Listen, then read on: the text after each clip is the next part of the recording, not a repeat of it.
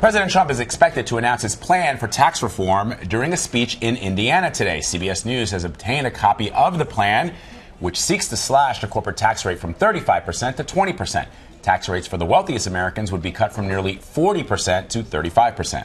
There will also be a slight increase in the bottom tax rate from 10% to 12%. If implemented, the new tax code could be the first overhaul of the system in 3 decades. So let us bring in Maya MacGuineas. She's the president of the Committee for a Responsible Federal Budget, and she joins us now from Washington.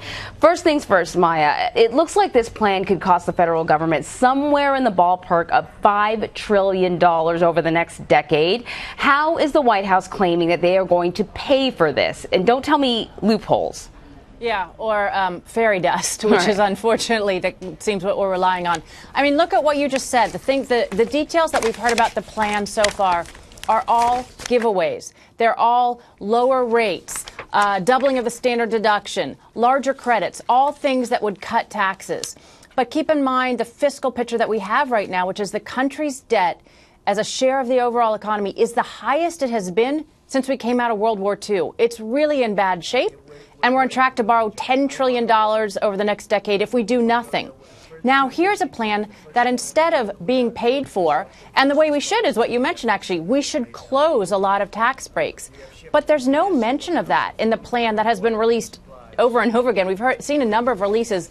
There's no details of how we would actually pay for this. And if we don't, it will add more to that massive debt, and it will actually slow economic growth instead of growing it, which is the very purpose of tax reform in many ways, to help grow the economy. But even if every single loophole is closed, is that going to be enough? If every single loophole were closed on both the corporate and the individual side, you could bring down rates a tremendous amount. But right now, they're talking about such an aggressive rate reduction on the corporate side, down to 20%. And listen, I think we need lower corporate tax rates, but we need them in a way that we could actually offset the cost. Maybe the mid-20s, the high 20s would be a more reasonable number that we could actually pay for, and it would do a lot for growth. There's also a lot we can do to simplify the tax code and make it more sensible. But what they all involve is hard choices. And we have a political class right now that's not willing to do the hard stuff. They really only want to do the easy stuff or the giveaways. And ultimately, that's really bad for the long-term health of our economy. It's basically older generations saying, let's give ourselves a tax cut. Younger generations, you pay for it. And that is not kind of the how do you grow the economy in a sustained way, a comprehensive tax plan or economic plan that we really desperately need right now because our growth isn't what it should be. Let's talk about that, Maya. The president reportedly told a group of lawmakers at the White House yesterday that he expects this plan to lead to 6% economic growth. That is more than double what most economists view as feasible. So do you expect him to use that number as he tries to sell this plan to lawmakers on Capitol Hill? And what do you think the reaction will be? Listen, I'm glad you brought that up because it's really important that we take some time to focus on what's reasonable and what's not. And 6% growth is a number that's beyond pulled out of the sky. It's just not going to happen. Right. And there are a lot of things we want to do and we want to focus on how to grow the economy, but we have to be realistic. Right now, the projections are that growth will be roughly 2%. That's lower than it's been historically in this country, but with good reason. We are an aging society, and as more and more people are moving into retirement, our labor market won't grow as fast as it has in the past. So we have to think about how do we address that reasonably. 6%, and I'm sorry to say this, but it's a made-up number. And basically what we're hearing around this tax plan is kind of estimates of how much growth will come from it before we've even seen the plan. If you're pointing out what the growth will be without knowing what the actual tax plan is, I think that kind of makes the point that this is not a thoughtful culmination of all the policies, but instead it's wishful thinking. And again, I want to reiterate what this country needs is a growth plan, a tax plan that's part of that, a plan that doesn't grow the debt so that we can actually get that debt under control, which is part of growing the economy.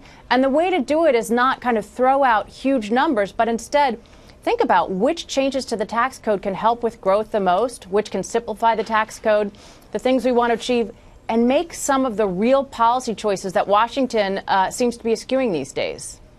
You talked about simplifying things, and one of the things that the president is proposing is to simplify the income tax brackets, and that would include a lower income tax rate for the middle class, which is one of the things that the president has been really pitching with his overhaul idea.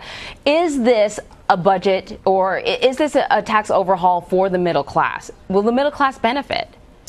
Well, we haven't seen the details yet. I imagine that what we see today really is going to be more bullets with the details to be filled in than it is the actual enough of the ranges of different things to figure out the distributional effects.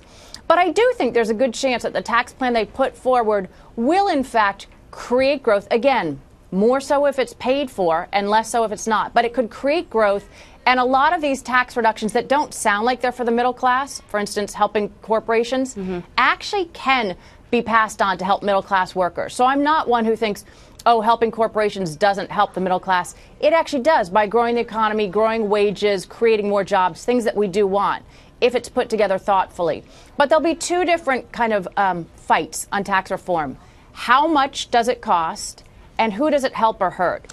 And in order for it to be revenue neutral or raise as much revenue as it is today, if some people are going to pay less, some people are going to have to pay more. And we're going to have to be honest about that and figure out where the taxes should be higher and where they should be lower, instead of pretending this is one of those Oprah moments where everybody gets a free car. You know, it's not going to work that way realistically. Well, yeah, and so let me get your take on this, Maya. The chairman of the House Freedom Caucus, Congressman Mark Meadows, he came out yesterday and said that the plan doesn't go far enough. He said his red line is a 20% rate for businesses. So what does that early criticism from the conservative wing of the GOP say about the politics surrounding this tax code right now?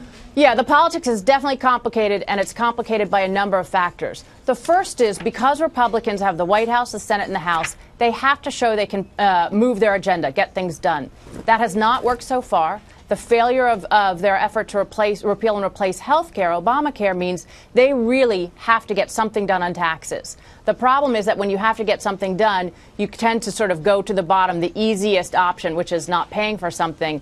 And I noticed that the head of the Freedom Caucus, which got here elected on a wave of we should not grow the debt, is actually now asking for policies that would grow the debt. If the Freedom Caucus wanted to come out and say, these are the spending cuts we would pair with that tax cut, or these are the ways that we would broaden the base, get rid of these loopholes, that would be a real effort. But when you just say, you know, I want more giveaways, and I won't participate if I don't, one, that makes the politics much more difficult, but it also puts the pressure on the policies that will grow the debt, which is the opposite of what the Freedom Caucus had said they wanted. So the politics is kind of being turned on its head as well.